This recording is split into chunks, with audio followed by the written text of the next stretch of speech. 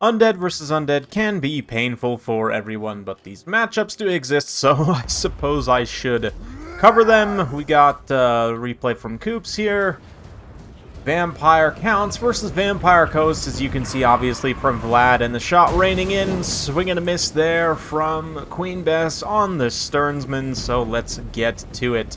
Yeah, crumbling is absolutely amazing, and what I mean by that is that units which crumbling die very, very slowly. It's, I think, 11 damage per second, which really isn't much at all in the grand scheme of things, given that your infantry units have quite a bit of HP, lots of passive healing sources, at least for the Vampire Counts. Vampire Coast, not so much. They rely much more on their ranged units, obviously. Currently, I would say Vampire Counts are just a stronger faction overall, but currently those Swordsmen are getting pounded here. The rest of the build, they've got some Crypt Ghouls, Vlad leading the way, Banshee, Necromancer on a Corpse Cart, another Corpse Cart, Varix Reavers, and the Dire Pack. Feasters in the Dusk going for a nice flank Vanguard. Got some Bats as well. Zombies out here. Speaking of zombies, a few pole arms and deckhands with dual weapons. Queen Bess, some Sirens, Scurvy Dogs, 2 Gunnery Whites, and Count Noctilus. So isn't he Nicholas von Karstein? So this is like, you know, Vlad coming to get rebellious young Nicholas here. Yeah, so should be a good time. Depth Guard as well. 1 dual hand weapon and the Regiment Renowned Bloody Reaver Depth Guard.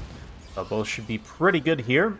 From the outset, I will say there's not a ton of units on the roster of Coop's army that can effectively deal with the Depth Guard, like Cycle Charging from Varix Reavers, Vlad in melee.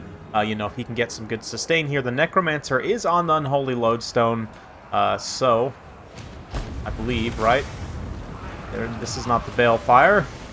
Just come in and double check here. That's Vlad. Vlad's getting into combat there. You can see Queen Bess raining in some more shots, and it is indeed 2 hit points per second on the Unholy Lodestone, so that's going to provide some pretty good sustain if he can get in range there. But initially, things are looking pretty rough for Vampire Counts as those high-value units get hit by Queen Bess here. The Bats come in to try and interrupt, but the Doggos, the polearm deckhands here are in a position to immediately counteract that, but the Crypt Ghouls will obviously trade very well into the deckhands. You can see they're getting poisoned here. They don't really have great stats anyway, and 27 attack, 40 weapon strength. Not really any armor on those deckhands. That is going to be pretty efficient damage, but Queen Bess just raining in shots, helping to even out that fight. Gunnery Whites, of course, can continue to refill the ammunition on Queen Bess here, so not to mention they're kind of picking away with their own ranged attack. It looks like probably targeting Vlad here. Let's get in close as Vlad duels young Nicholas. I say young, you know, relatively speaking. Looks like he's a little distracted by these deckhands momentarily as well, but he's going to keep his sights on Nocty Boy. Get a little summon of his own here. I feel like they both should have lightsabers. I mean, Vlad kind of has a lightsaber, but Noctilus coming in here with the halberd. Not exactly the right weapon for this fight. Vlad's certainly a much better duelist, and that will kind of reflect in how this engagement plays out, but both of them being tanky vampire characters with lots of healing will continue to fight for some time. Meanwhile, we've got these Depth Guard just absolutely mowing down Crypt Ghouls on the side here. Ethereal on Ethereal action, both have magic attacks, but the Hex rates here are going to get a really nice, not only Invocation, but Dance Macabre as well. Up to 40 melee attack. They're just going to absolutely melt these Sirens, so you don't get to see Ethereal on Ethereal engagements very often. I thought this was kind of fun. And a really good use of the Hex race as well with that attack buff. I mean, they are going to take damage in return for sure, but not too much. Hit themselves 23 melee defense versus 23 melee attack of the Sirens. Literally just base hit chance, which is 35%. We'll check back in on Noctilus. You can see he is not having a good time. His, you know, support zombies have mostly crumbled. He's getting double teamed by the Banshee and by Vlad here. Really, though, if I could give Kooks a little bit of advice, as he's my patron, I would probably detach the Banshee at this point and just pressure the Gunnery Whites. I think the Banshee is actually faster, I want to say. Let's remember, the Crab has 45 speed, the Banshee has 60 speed, yeah, so she's, I mean, as fast as many heavy cavalry units, or at least pretty close. Can definitely outrun the gunnery whites, so I'd probably just stick her on them, even though she's not really going to take too much damage. Nothing else has magic attacks, right? So if she gets isolated like this, she might have some issues, but let's see. Vlad currently being hung on some deckhands, more deckhands from Noctilus, who just has all the summons in the world. Another bit of advice right here, these Varix Reavers, I'd probably hit a rear charge on these Depth Guard while you still have zombies to soak damage on the one side. Instead, they're going to be piling in here. Try to finish off Noctilus, which I definitely understand. He is crumbling at this point, so, I mean, the Reavers and the Feasters aren't going to do too much anyway, but the Feasters, I mean, credit to them for surviving in the first place from that engagement earlier. You can see, though, the Bloody Reaver is basically untouched at this point. Thankfully, the Necromancer can continue to sustain here, but the Stern's been going down so early on to those Queen Bess shots is a problem. Noctilus drops, which is also pretty huge here, but you can see that the Banshee, with the zombie support, with the Gunnery White kind of attacking her in the back, is not going to do as well. Still will hold for some time, but a nice little charge from the Varix Reavers here, trying to get rid of that last zombie summon. But the Depth Guard are in a position to come support, and the Banshee is crumbling at this point, going to be taking consistent damage to crumbling. If it matters for any units, Ethereals, because they have such low HP, it actually does matter. Vlad's going to try and get in here as well. He is at his healing cap, though. He can do some good damage to this Gunnery White. A couple of stabs in the back already, good percentage of the HP down, and a nice heal on the Banshee to continue to sustain her. Let's see how it plays out. We've got this other corpse card here. It's not an Unholy Lodestone, but of course you do have the Unholy Lodestone here also. If this was a Balefire, I mean, not that it would have mattered too much. Noctilus might have prevented a handful of spells from him. But the Gunnery Whites having enough speed to just run away from the zombies at this point is pretty important. Also having these deckhands to continue to screen, but most importantly, the Depth Guard at this point are still, I mean, almost full models on both. So that is definitely a big problem. Gunnery White Master of Beguilement on him means that it's not on the Depth Guard here, and especially once the Halberds start to get into contact with the corpse carts, they're going to tear them to shreds pretty quickly. Even Vlad here with his Karstein Ring, I mean, 55 melee defense is pretty good, but even 60 attack on the Bloody Reavers with armor piercing, they can do some pretty good damage to him over time. Queen Bess, excuse me, getting pushed around by the remains of the Varix Reavers there. They're going to put a little nice rear charge here into these Depth Guard. The dual hand weapons are fading, definitely. But balance of power pretty close at this point. Both the Gunnery Whites are free, though, in a firing position. Fire into the flanks of these units, possibly try and shoot Vlad in the back as well. Yeah, the Banshee's at her healing cap, so she was able to sustain. Just trying as much as possible to help finish off these Depth Guard. Necromancer, I mean, you could put him into combat here for some extra weapon strength, but it's going to be pretty risky. At the end of the day, it looks like we'll see. I mean, Vlad certainly has some nice stopping power. One more charge from the Varix Reavers. See how they're doing on the HP. Yeah, I mean, double regeneration for them between the Unholy Lodestone and their innate regeneration does help a little bit, but it's not going to be enough. I mean, it's right now just enough to counteract crumbling, more or less. But Vlad's fighting, and he is just about worn through these Bloody Reavers and the other Depth Guard here. But unfortunately for him, see the positioning of these Gunnery Whites here. They're going to maneuver to the back, start firing.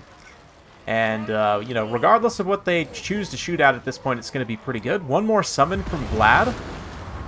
We'll put some more zombies, kind of trying to interrupt and possibly interrupt the line of, interrupt the zombies charging, I should say, and interrupt the line of fire of the Gunnery Whites. But at this point, he's somewhat surrounded. Maybe you should have put that directly on him just to soak damage from the zombies here, or from the Depth Guard here. But a Scab Scrath, one, and probably another Scab Scrath, yeah, from the other Gunnery White. And if they've been sitting on those all game, you know, that could be potentially a little bit of a mistake. But both the corpse carts go down to the Bloody Reavers, and it ends up being really close at the end there. The Depth Guard just are too much with the support of those Gunnery Whites, and get tons of value each. I mean, obviously a lot of that is inflation due to healing on Vlad and other high value targets, but still, you have to do the damage, right? Queen Bess also absolutely pays for herself. The rest of the build's okay. I mean, one unit of zombies, 1100 damage value. Must have been grinding down like Varric's Reavers, who themselves don't quite pay out, but get pretty close. Losing the Sternsman to Queen Bess was definitely pretty painful. Um, no question about it. And, you know, with them healthy in the late game, they definitely could have helped grind down those depth guards, certainly. So, not really any way to prevent that damage from taking place other than to try and actively dodge from Queen Bess, which is certainly easier said than done. Or perhaps, on the approach there, after they've taken that initial shot, you want to hit them with a quick Invocation of the Heck, just to ensure that, as their models regenerate, or you can even watch, in that probably once their regeneration's capped out, you'll see they stop healing, then put an Invocation of the Heck on them. That'll immediately resurrect a few models. You were to kind of keep them with the Unholy Lodestone as much as possible as well, just to get that extra little bit of healing to sustain. I'm not sure if they would have lived through that. Probably would have still been focused by Queen Bess, but even if she had to dedicate a few more shots to, hitting them, may not have hit other units, which could have stuck around. It's a lot of ifs, ands, or buts, and it ended up being a pretty close game anyway, but still. Fun stuff. Big thanks to Coops for sending that one in. Also, props for sending it a loss. Not too many people do that. But in general, this matchup's pretty interesting. I would broadly say that vampire counts might have an advantage right now. And I think the issue with Coop's build is just a little bit of a lack of passive healing. Vlad's great, don't get me wrong. He's a super strong character, can pretty much kill any of the Vampire Coast characters in melee. Maybe like Harkon on the Goose is too much for him, but probably he fights him just fine, especially right now. But he's a little bit expensive. It doesn't give you that much healing. You have a few advantages. Vampire counts versus Coast from the counts side. Number one, I would say, is way more healing. Like, you have all of the healing possible. Most healing of any faction in the game currently by far, so taking advantage of that, you can kind of stack the effects. Definitely the Corpse Cart I'm a fan of, so like bring in the Necromancer Bro on the Unholy Lodestone, a few extra spells, maybe not even if you have a caster with spells, maybe you just take your passive healing sources and don't even take any spells on him. World Shielding, not too bad. Can take the Forbidden Rod as well. Banshee's also pretty decent given the speed and the fact that Vampire Coast surprisingly doesn't have that much magic damage. I do like the pick, but if you're going to go competitive, I would say the White King is just better straight up, given the fact that you have Scab Scrath, absolutely brutal against Vampire Coast zombies because they literally cannot dodge it at all. I mean, most factions can't really dodge it, but especially zombies, and they will take substantial damage from it. And from a Legendary Lord perspective, Kemmler, I'm a big fan of Kemmler in general, as much as I'm a fan of anything on Vampire counts. Krell's awesome as a summon, especially on a static faction like Vampire Coast. He is essentially like an anti-large foot character, which is great for killing a lot of different targets that Coast has. And you also get additional melee attack and 8 hit points per second passive healing, which is huge. I mean, that's like, 4 times the effect of a Corpse Cart, right? So you stack that, you stack the Corpse Cart. You could even get a Mortis Engine. It's a little bit risky, but this would give you, the one more healing effect. You also get this Master of the Dead, 4 hit points per second on certain units, conditionally, as long as the Necromancer's not crumbling, I guess, if I'm reading that correctly. And so, all these multiple healing effects will allow you to supplement the other advantage you have, which is infantry and cavalry, I guess you could say, both of which you have a significant, noticeable advantage. Like, really, all Coast has in terms of quality infantry is depth guard. Sirens are also pretty decent, but in general, zombies are pretty terrible. Skeletons and Count zombies, I should say. The deckhands are terrible. These guys right here are all pretty decent. So, I mean, even something like this where you literally just flood the field, maybe we need more Corpse Carts. This is not actually very good, but you get the idea. Come in here and just take a lot of quality of infantry. and quantity at the same time. Like, you've got your Grave Guards to really come in and mop up whatever targets. Here, you could also even still take the Hex Race. It's not a terrible idea. Maybe even go with the Chill Geist. Not that there's really too many units you need to slow down, but, you know, could always do Blood Knights instead. Varix Reaver's also pretty solid choice. That would allow you to come in and take, like, 1 unit of Dire Wolves as well. And essentially, you're just trying to overwhelm to the point where, you know, you're pure melee rush, right? So you're always going to have, against Coast, more units in melee because, you know, more units for melee, I should say, because they are likely to take at least a handful of rage units, you know, most of the time. I will say build like this may struggle against a crab mash. You know, you've got Krell plus the White King to try and fight together. You don't really have any Blood Knights or other dedicated anti-large. Maybe you can grind them down with the infantry, but that is a big if. So that's also something to consider. It's not super common for Coast to do that, but they can certainly, you know, go with, like I said, Lostra, Crab Mash. Honestly, Gallows Giant, a lot of people see this as a meme unit. This is one matchup where you can guarantee it's not going to get shot, and the shock damage combined with the leadership effect can get units to crumble or possibly disintegrate that much quicker. And yeah, it does cleave through a lot of infantry, but we'll jump more into this matchup in the future. I have some thoughts. Need to maybe play it a few times for myself. Been a while since I've played it. But anyway, hopefully you guys enjoyed. If you like this sort of content, be sure to like, subscribe, hit that bell notification button. Every time I upload a new video, you'll be notified. Thanks again. See you next time.